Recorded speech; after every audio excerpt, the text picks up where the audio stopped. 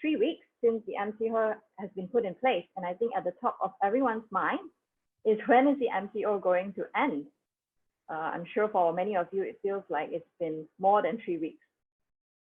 But business has to go on, MCO or not. So here we are at this very aptly named talk, Business Continuity During COVID-19. The show must go on. Firstly, we will be introducing MWKA Tech and our co-founder and principal consultant, May Lam.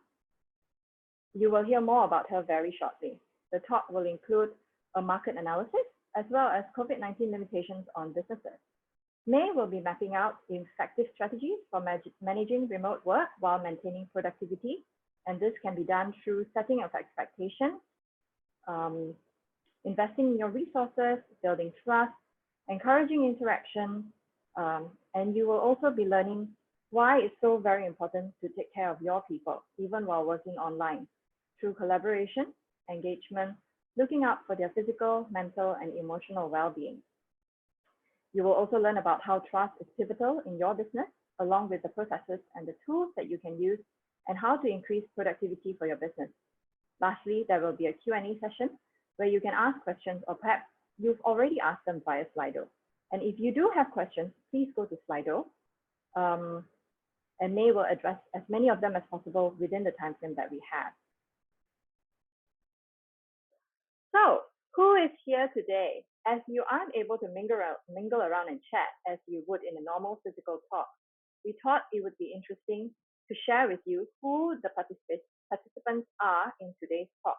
So if you look at the slide in front of you, you can see that majority of the participants we have today are Malaysians, but we do have some from China and Philippines. So welcome to the talk. We have participants today from the construction industry, real estate, health industry, manufacturing, technology, the professional services, as well as the hospitality industry. Half of the participants who filled up our Google form are from micro and small companies, while about 30% are from medium-sized companies. We also have some participants from large companies. In our Google form, we also asked you to share when you thought the peak of COVID-19 would be. Close to 80% of respondents said April, about 13% of you said May, and a much smaller percentage said June, as well as September. We also asked you, how has COVID-19 impacted you? And the top 3 pain points that you have shared, about 80% said that your operations have halted, 70% said your sales have decreased, and about 60% of you said that you're worried about cash flow and liquidity. We also asked you what has been working well for you, and these are the top 3 fast points. 54% said that you have technology necessary for productive remote working. 50% said you enjoy spending time with your loved ones, and 45% of you said you have been meeting members of your teams regularly to collaborate effectively. And what hasn't been working so well? 75% of you said that sales has fallen significantly. About 55% of you said you're unable to go to market as usual, and more than 30% of you said the team feels disconnected. So now I hope that you have an idea of who your fellow participants are today, and we hope that you feel slightly encouraged that we are all in this together, and that we are all here to learn how to make the best out of a very trying situation. And with that, I would now like to pass the time to Mr. Raymond Ma, who is the Managing Partner of MWKA and Associates and co-founder of MWKA Technologies, to introduce MWKA Technologies and our speaker for today. Raymond, the floor is yours. Thank you, Lisa, for the introduction. Good morning, ladies and gentlemen. As Lisa mentioned, I'm the Managing Partner of the law firm, and I'm also, together with May, who I'll introduce shortly, a co-founder of MWKA Technologies. I'll just take a couple of minutes to introduce our technology arm, the seeds of which were sown in the law firm some 10 years ago, when the cloud meant something quite different from what it means today. And that was when May joined us as our Chief Operating Officer. Our digital transformation journey and cloud strategy started back then. In 2018, we incorporated MWKA Technologies in Singapore to launch our technology arm, serving clients in Singapore, China, and Europe in the areas of blockchain, financial technology, digital transformation, and change management. Early this year, we took base at Found 8 in KL Central to serve Malaysian businesses. We offer a monthly retainer solution covering content creation, business development sprints, transformation coaching, and strategic impact workshops. We consult on areas including database architecture, data analysis, product management, and digital tools implementation and training. Now, the diagram on this slide summarizes the journey that we guide clients on. Starting with the selection of the right tools and processes, we implement best practices, and by effective communication, facilitate a structural and cultural change towards the organization's principles and values, with the goal of entrenching an agile mindset for a learning organization. May Lam is my co-founder and the principal consultant at MWKA Technologies. She has had the benefit of both broad and deep experience with PwC, UOB, and of course, MWKA. May has had a uniquely international perspective, having worked on projects in over 10 countries and with people of more than 20 nationalities across a wide range of industries. She is a member of the Project Management Institute, Women Who Code, and Mensa Malaysia. I will now let May tell you how to better survive the financial winter that the COVID-19 has started. Over to you, May. Hello, everyone, and thank you for joining us today. Thank you for sharing your thoughts and questions with us. Today, we are talking about business continuity, how the show must go on despite everything. This slide might seem very familiar to a lot of you. Business continuity is not something new, but it's definitely not something that we face every day either. Right now, we're in the blue scope and the green scope. We've done the best that we can, and we're looking at how to make things get back to normal. The diagram on the bottom left is a revised disaster recovery model for the construction projects. Basically, you need to have a recovery plan, and you need to review that recovery plan. Our objective here today is to help you and your business move forward despite the MCO. And what I'd like you to think of in terms of the process today would be this pyramid of crisis planning. You've assessed the crisis, you've built the trust, you've ID'd the immediate causes. Maybe you've had time to process, maybe you haven't, maybe your employees have had the time to process, maybe they haven't.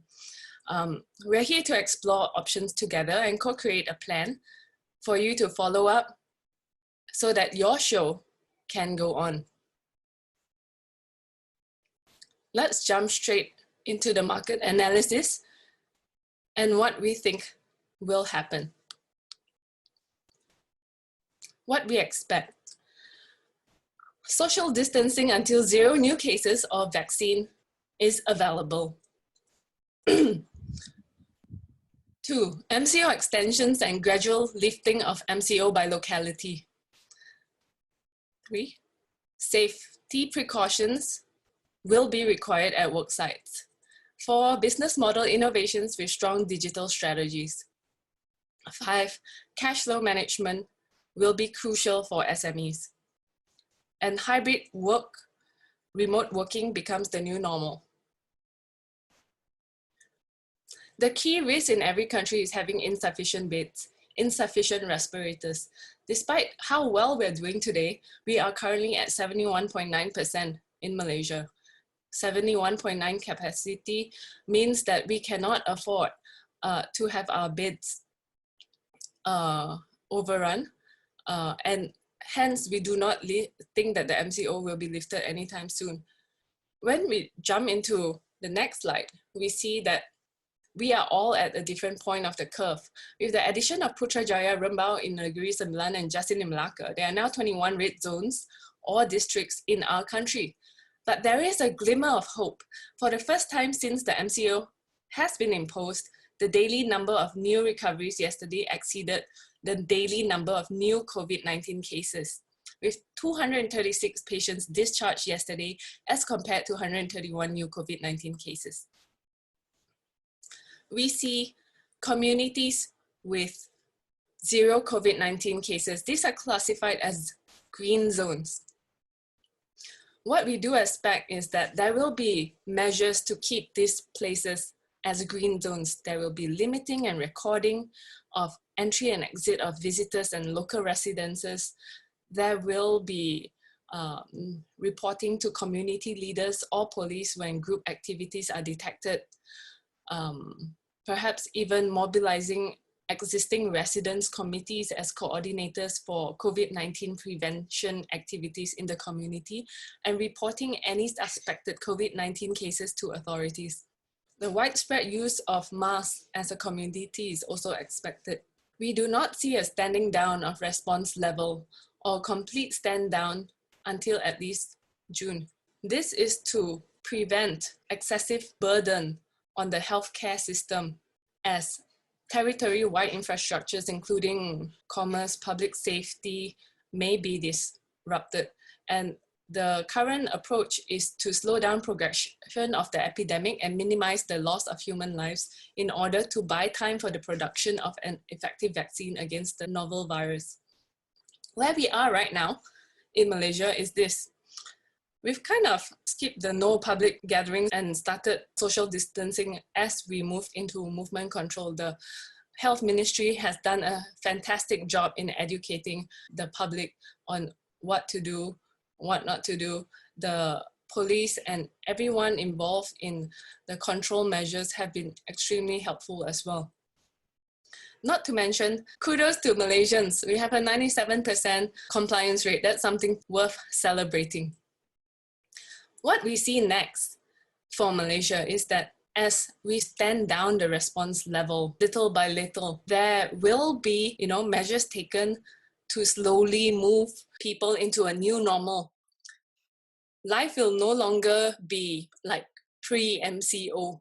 It will be a new normal, similar in some respect to what we are experiencing now, but with less restrictions. At the same time, we will also have more guidelines to follow. There will be workplace modifications that are needed in order for businesses to carry on operations. And we will jump into this later as the Ministry of Health has already issued some guidelines.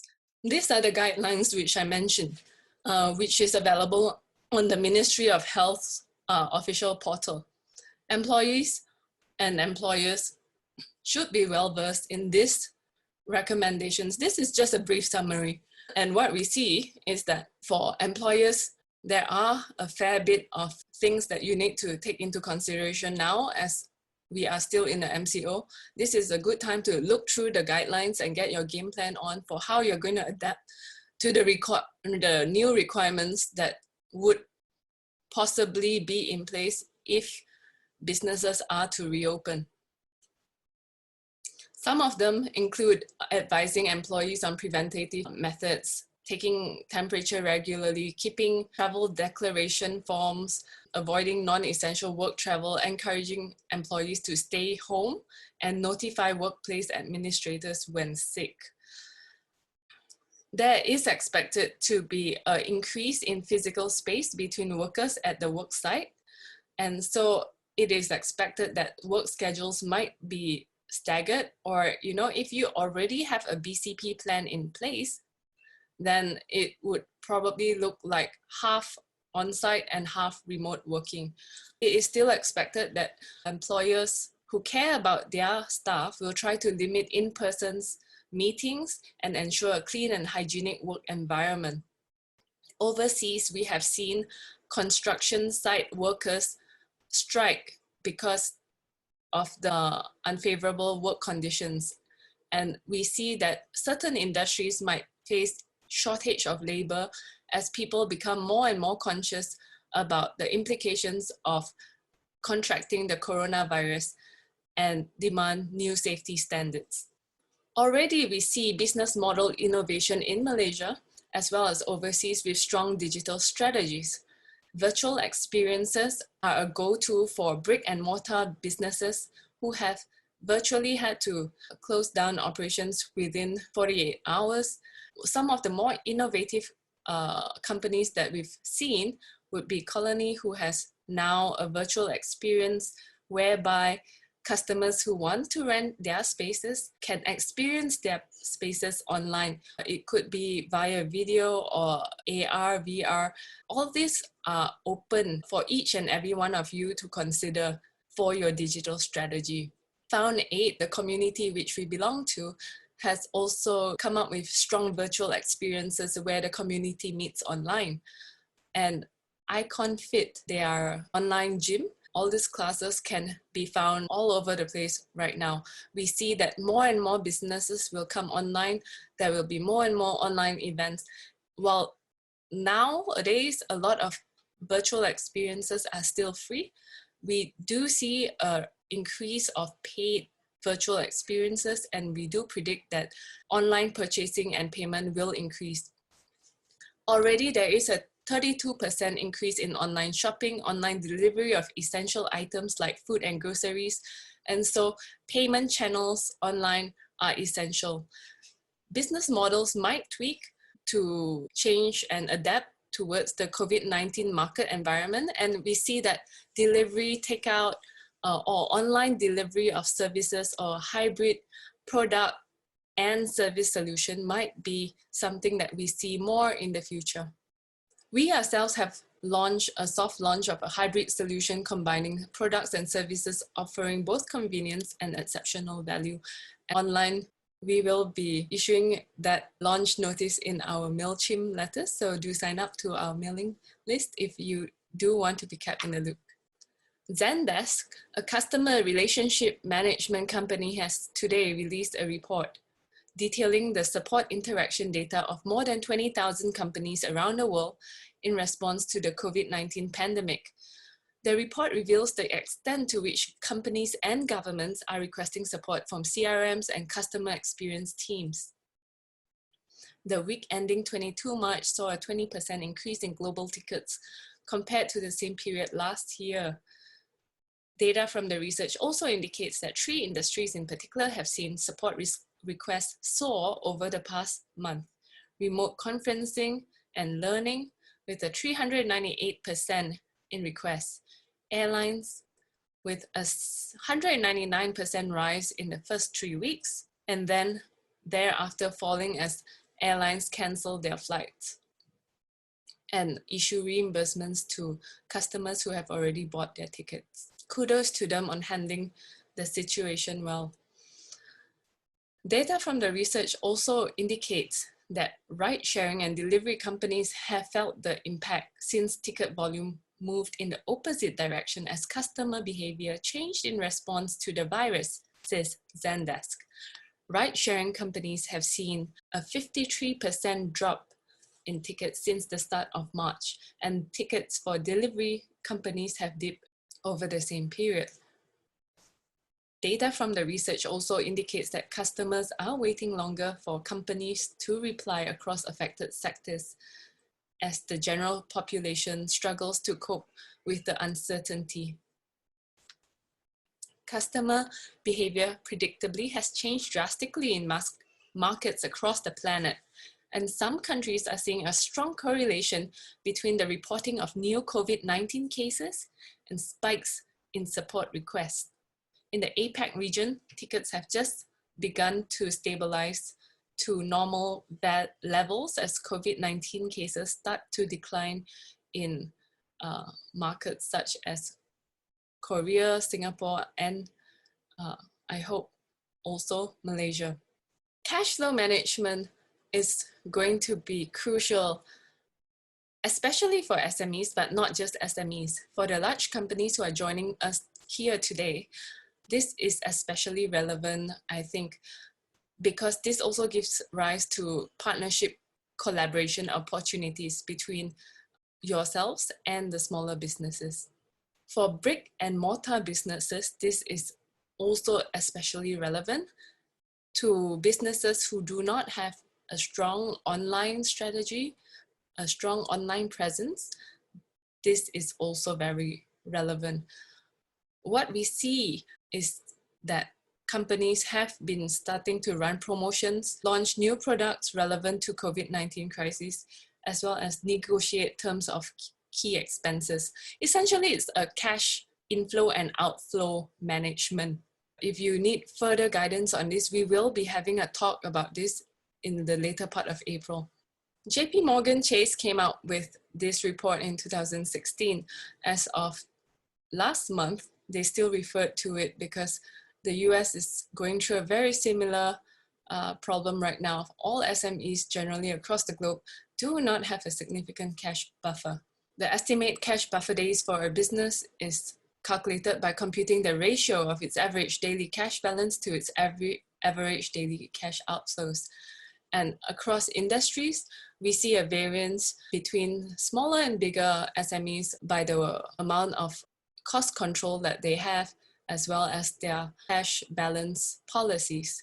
As you can see, most of you today would fall somewhere in between these estimated liquidity buffer days. And if that is the case, I have no doubt that cash flow is on your mind, and that is probably why we have received in Slido a number of questions regarding how to manage your cash flow in the coming days.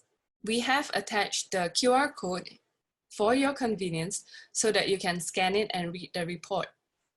So if you would like to do so, please print screen this as you save the QR code to read later at your leisure.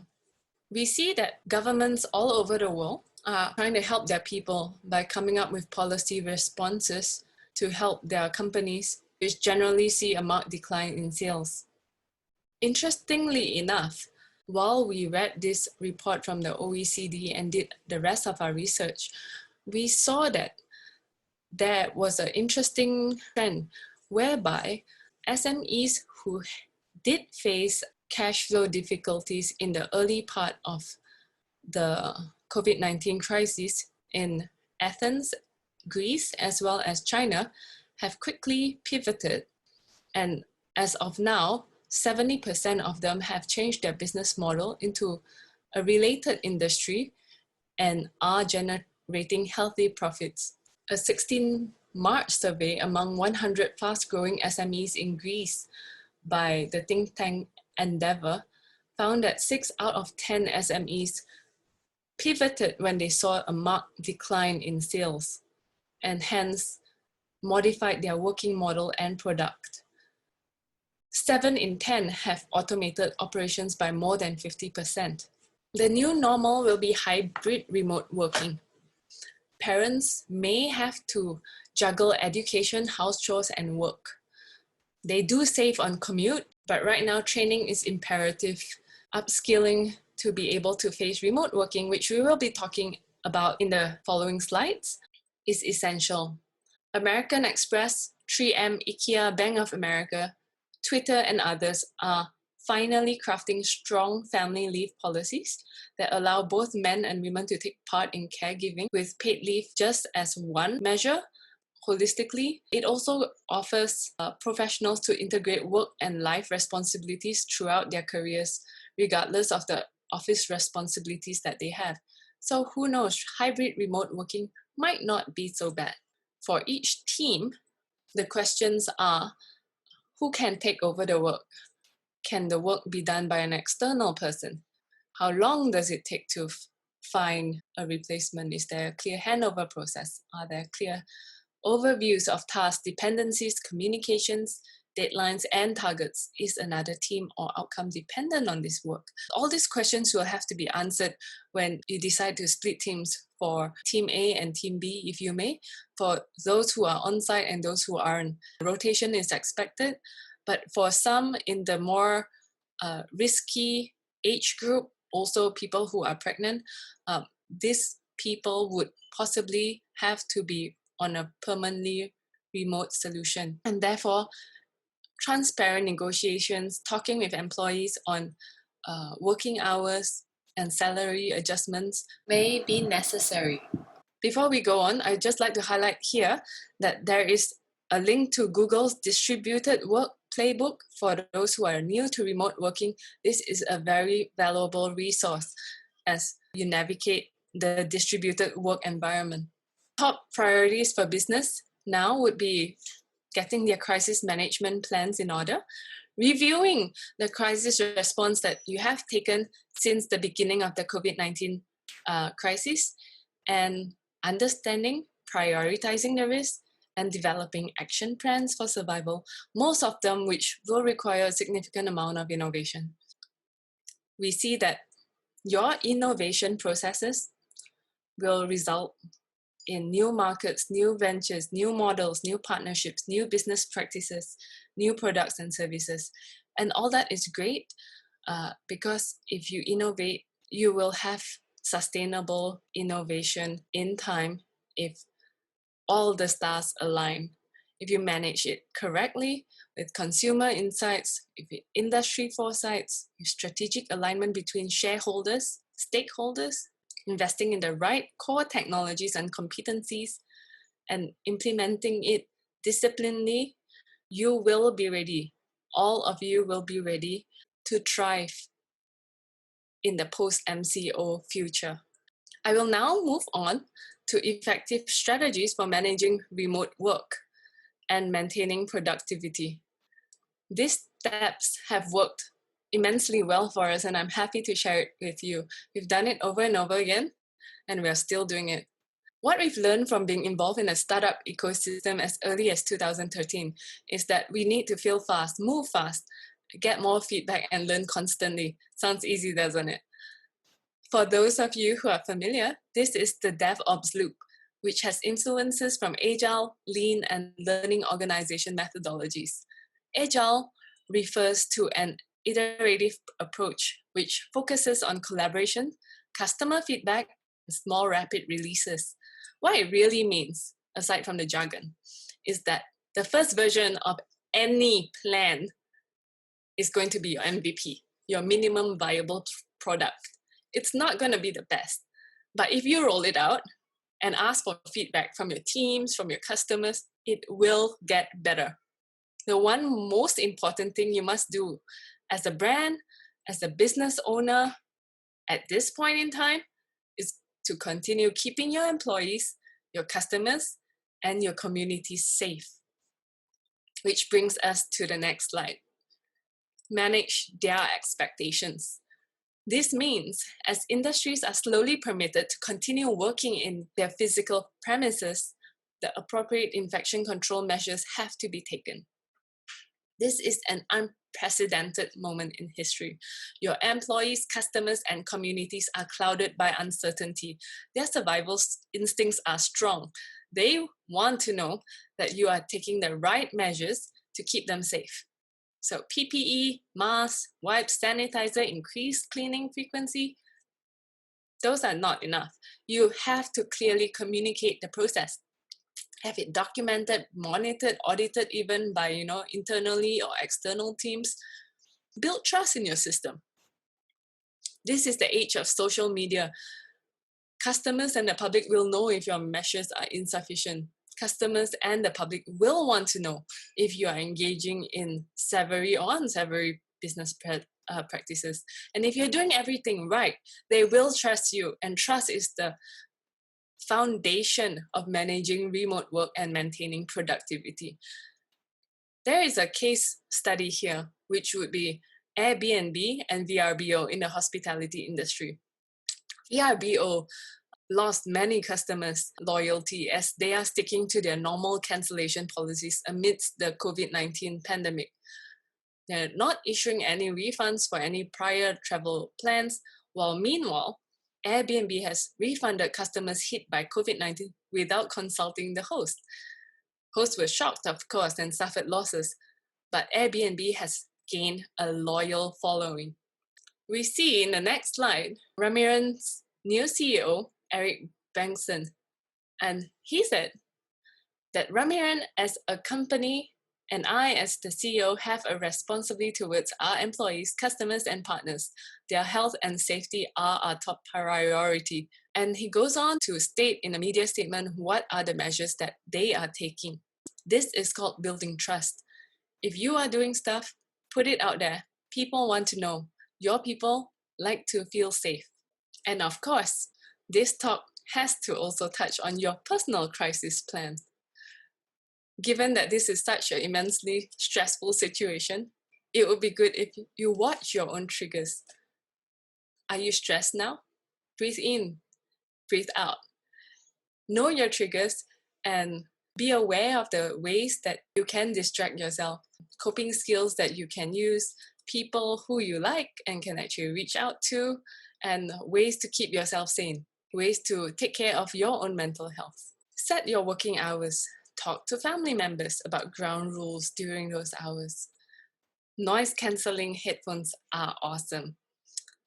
While we're on that, we're going to go into healthy habits. Are you sleeping 8 hours a day? Are you drinking 2 liters of water? Identify the one thing that you do that sparks joy in you and do it daily. List the 5 things that you are grateful for. I know that when I write my journal tonight, one of the things I'm grateful for is going to be grateful for the opportunity to talk to you, all of you today, and share this with you. And hopefully it will have helped you cope better in the crisis. This is the Golden Circle made famous by Simon Sinek, which goes into the what, how, and why. Every organization on the planet, he says, knows what they do. Some organizations know how they do it. And these are things that make them special or set them apart from their competition, their competitive advantage, if you may. But very few organizations know why they do what they do. Why is not about money. It's a result. Why is a purpose, a cause, or a belief. And I think I'm not here to sell you any jargon, but going back to basics right now, if you're worrying about whether your business is still going to be viable, let's go back to basics. What's the heart of your company? What's your why? Because for those of you who are adapting to working remotely, you know what to do, you know why.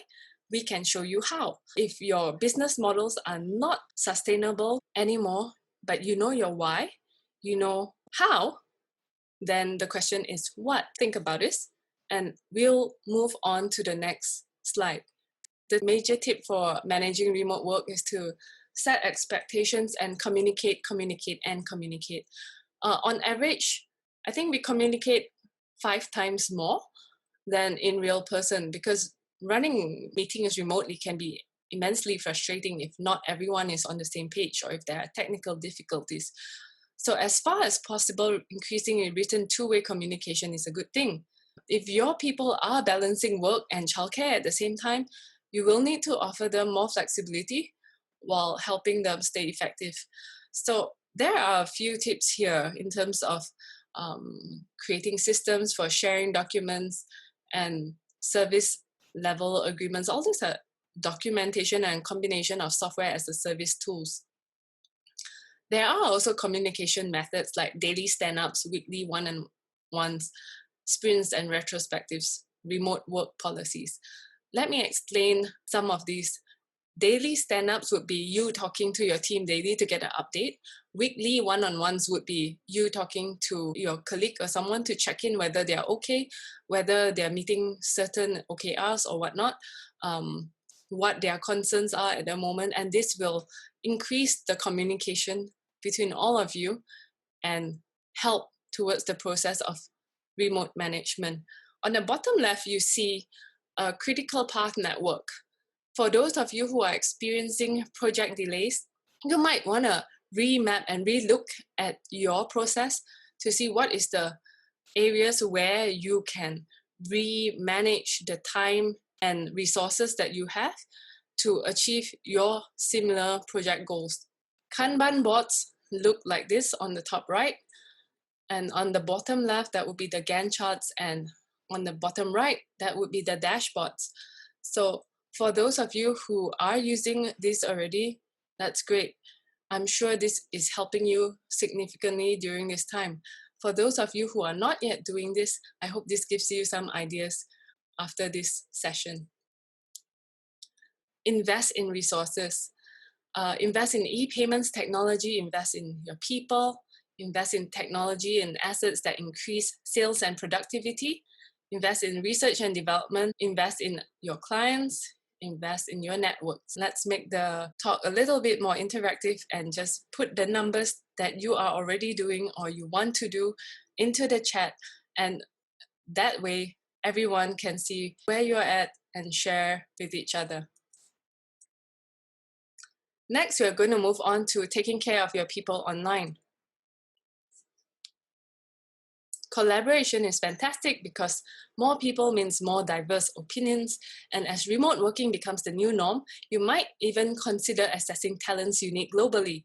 We collaborate with people all over the world, copywriter in the US, a business exec in Europe, and a design sprint facilitator in the Philippines, as well as a director in Singapore.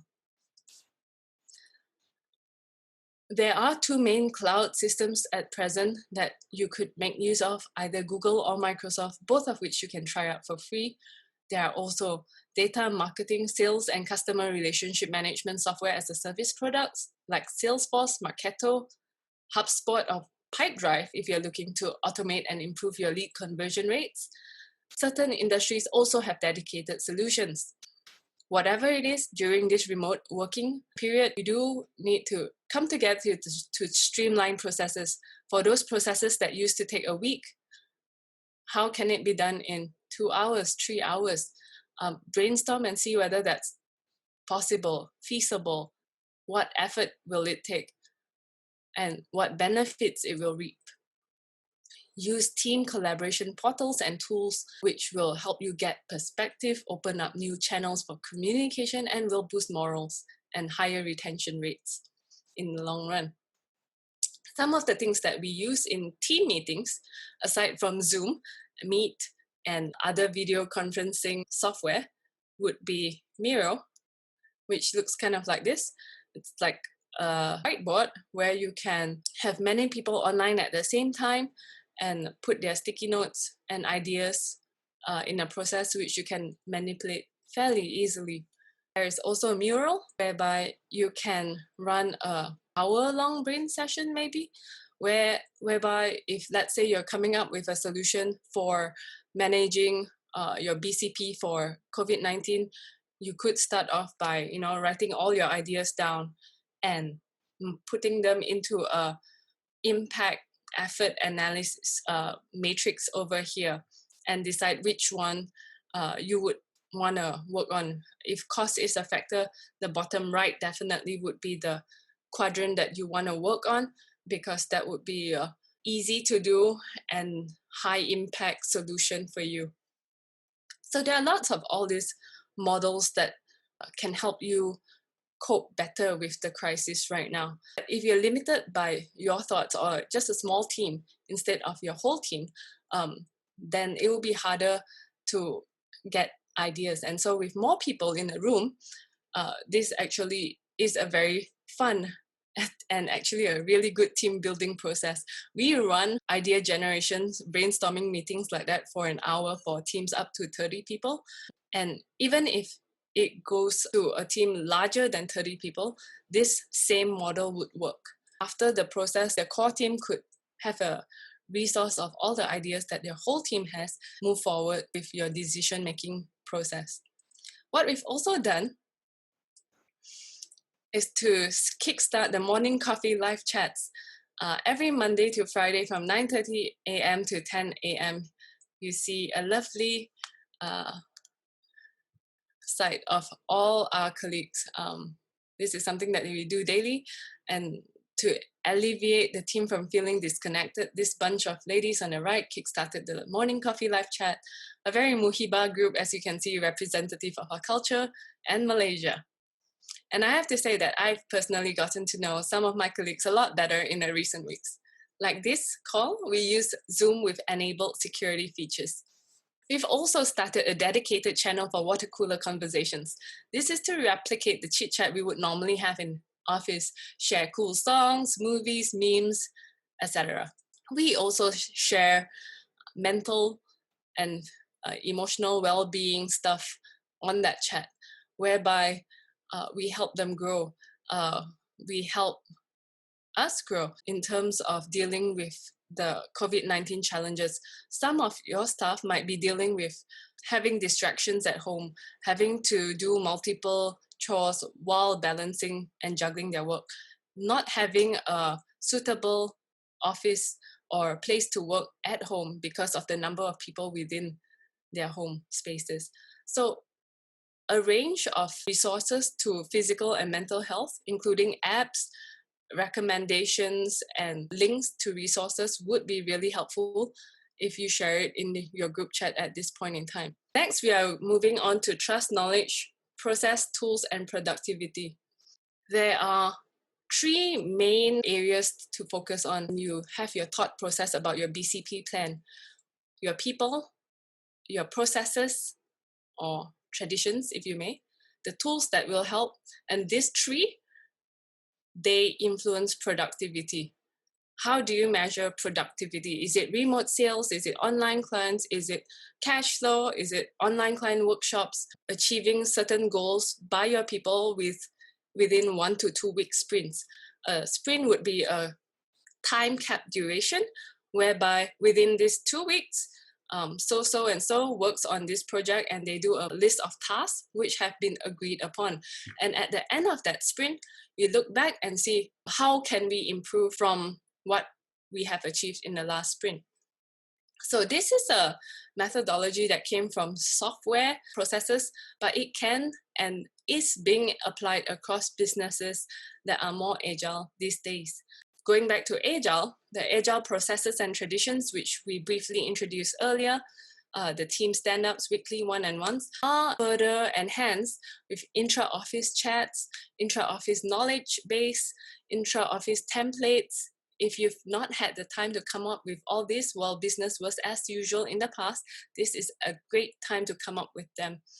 It's also a great time for non-work conversations and celebrating birthdays, lockdown birthdays, and recognition of exceptional work that the team has done during this time to pull everything together. Every one of us needs to celebrate joys during this time. With clients, with leads, with employees. Those are the communication channels which matter, which you should be giving thought to at this point in time. On the far right, you see our MWKA tech business architecture model, which basically summarizes what a company will need to achieve sustainable business excellence, MCO or not. To see growth in revenue and productivity, the investments would be in people, processes, and the tools or tech that can help to achieve more productivity. So if in the past your productivity measures are not so well defined or is related more to a group instead of a team member, think how you might have to adjust them during this remote working process or team A, team B process, and that will be a good addition to your BCP plan. This list from McKinsey is very good for those of you new to cloud working and collaboration. So content creation, video conferencing, document sharing, and channel-based communication. These are the apps that you can use, some of which we've already covered in previous slides. Trello for task management, polling, Mentimeter. All these are awesome tools that you can use to help you in your remote journey. Rolling them out effectively is a change management effort. I think a tip from my end would be try to use tools that already have videos on YouTube or a training module on their website, because that would make it easier for you to transition. We are up to Q&A and I'll hand it over back to Lisa. Thank you. Hi everyone, now we've moved on to Q&A and we will be moving over to Slido. So May, we have had questions coming in from the participants today. And right at the top, you can see the question, how can my business survive through this challenging time? Thank you, Lisa. How can my business survive through this challenging time? I think the question right now, especially for those who are facing cash flow difficulties or otherwise actually, is what are the basic critical business activities that you need to do and achieve within the next 1 month in order to remain relevant, to remain sustainable. And I think it starts from there. While taking into consideration all that you are doing, to look at what waste there are in your business processes, and then adapting. This Lean Six Sigma methodology is applicable to huge companies as well as small companies with or without COVID-19. There are a lot of waste in organizations, whether it's underutilizing people's talents, excess lead time, defects, transportation, overprocessing, and most of all, unnecessary processes, unnecessary waiting time, which frustrates customers, frustrates employees, but you may not be getting the feedback, or it might have not been a priority at that time. To also address construction or supply chain questions, what we see from overseas case studies is that people have started sourcing materials from alternative locations, sourcing alternative building materials, using technology to replace in-person transactions like inspections, approvals. So it could be e-signing, video calls, or digital experiences to replace the in-person transaction. I think that is the critical technology that people have to adapt to at this point in time. There will be, as we mentioned earlier, staggering shifts to reduce on-site exposure and offering workforce incentives. The other one would be talking, I think just communicating with your clients, with your suppliers, your vendors, your debtors, and trying to work things out during this period. Next, Lisa. May, there's another question. How can income be generated if physical work progress is nearly nil? This would be a construction question, I believe. It could also be in manufacturing. So it really depends on, the question again would be, how can things progress, right? Yes. So what progress, you need to determine what, the show must go on, but you have to determine what show it is that you want to go on. For instance, if you want to do things, there are opportunities for you to grow and adapt. Or if you don't want to adapt and you want to continue in your current business, the two things that venture capitalists always tell startups: your business will only die if you run out of money or you run out of time. So you have to have those two considerations when you make your BCP plan, your business continuity plan, and then think of what other opportunities there are in the crisis, which I will go to now. These are the opportunities arising directly from the COVID-19 crisis. This was a news report on April 2nd, and we see already a lot of supply chain disruption, PPE shortage, and logistic challenges. And the health ministry has actually said that they have an issue of distributing PPE to Sabah and Sarawak. So there is a logistic opportunity here for the people who do have competencies in logistics. This would be a market opportunity. And we look at this. Malaysians built a non-contact COVID-19 testing booth to keep frontliners safe. They looked at the PPE scenario and they thought, okay, we can help this cause, because our original business was a marketing and signage company. And so, from marketing and signage, their raw materials are aluminum and printing materials. So they thought, okay, how would we design this? There were no real designs that were available out there, because prior to COVID-19, this was not required. But they did see on the top right a booth that the Koreans were using. And so they thought, okay, let's see whether we can replicate that. And right now they are on version 2, and I believe that it will be rolled out shortly. There are also a shortage of respirators, and the teams around the world, MIT, for example, they are working on a open source low-cost ventilator. So the keyword here is open source. A lot of people who want to help with this crisis right now are open sourcing their design so that countries all over the world can take advantage of these open source designs and create products that people actually need.